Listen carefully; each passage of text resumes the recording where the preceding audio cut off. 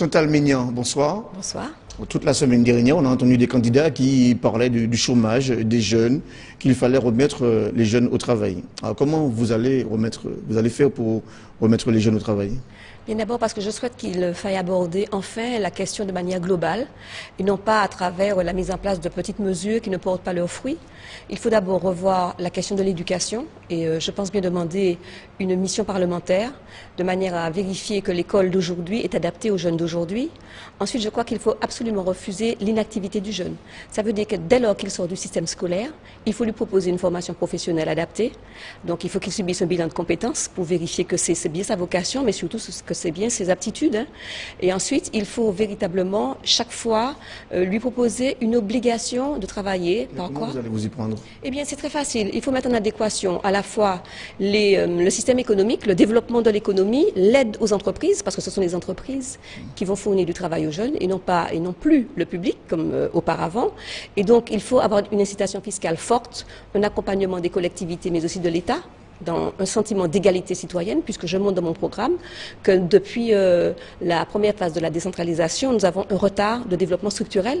L'État nous doit énormément d'argent, nous allons le lui réclamer, et ensuite nous allons donner à nos jeunes une formation professionnelle adaptée aux entreprises. Vous allez réclamer de l'argent à un État en faillite? Oui, bien sûr, parce que précisément lorsque nous observons la loi, nous voyons que la loi n'est pas appliquée de manière égalitaire partout.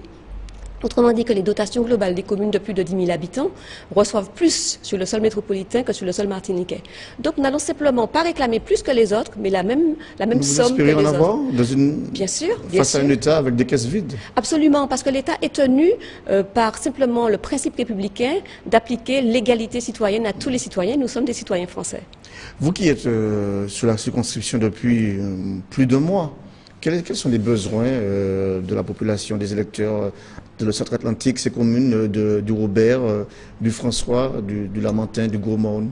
Alors c'est intéressant parce que dans la circonscription, il y a déjà des inégalités structurelles, puisque le Lamentin se trouve rassemblé à 4 autres villes qui sont plutôt rurales et qui sont en retard de développement économique.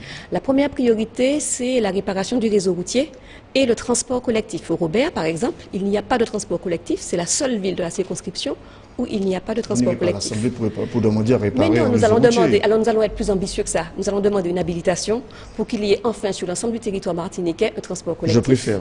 Parce qu'il y a un gros déficit, vous le savez, de la SNCF de plus de 10 milliards d'euros chaque année et chaque Français contribue à hauteur de 150 € par habitant. Donc les Martiniquais contribue à ce déficit, eh bien, il suffit de réclamer notre quote-part pour avoir un transport collectif. C'est quand même une somme de 60 millions d'euros chaque année qui reviendra à la Martinique pour installer, déployer le transport collectif, créer de l'emploi et donner satisfaction à l'ensemble de la population. Vous connaissez le tarif entre le Lamentin et le Robert?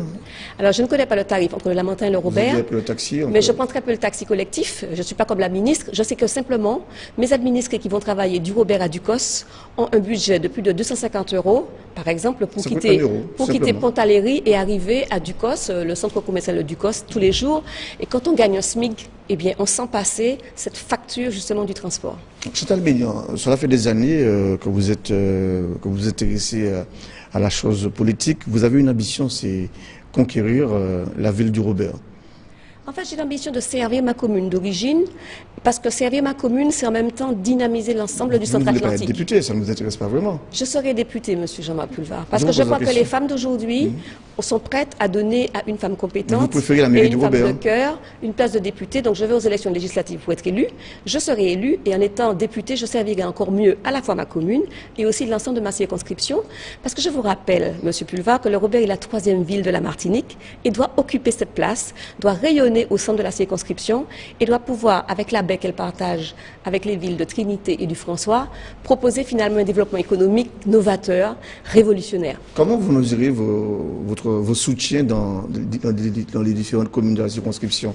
Eh bien, mes soutiens, au Lamentin, par exemple. Mes soutiens, ce sont les électeurs. Ce sont les électeurs qui, tous les jours, nous témoignent de la sympathie, nous témoignent des intentions de vote, parce que vous le savez très bien, il y a des outils de calcul pour ça. Vous savez que nous sommes très accueillants.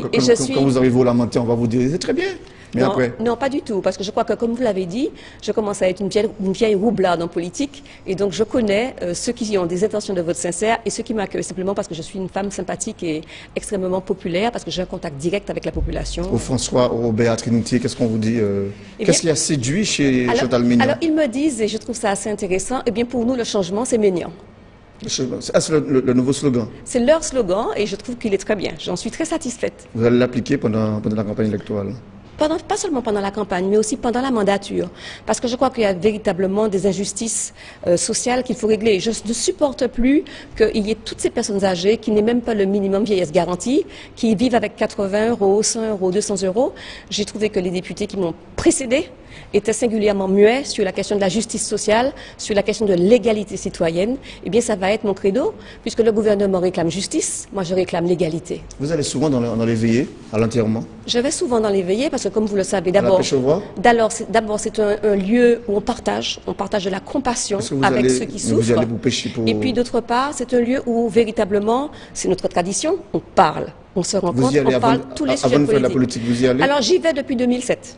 Donc, vous voyez, je n'ai pas attendu la veille de Vous avez l'élection. commencé à faire de la politique? Oui, parce que j'ai découvert, effectivement, que se donner à la chose Pour avoir des politique... voix, il faut aller dans les veillées. Non, pas pour avoir des voix, mais pour connaître le peuple, pour rencontrer le peuple et connaître ses difficultés, il faut partager avec lui. Hier, j'étais sur le terrain à Duchesne. Eh bien, je connais les problématiques de Duchesne. Et je sais exactement ce qu'il faut faire. Merci, Madame Mignon. C'est moi qui vous remercie. Bonne Monsieur soirée à Boudin. vous. Merci, au revoir.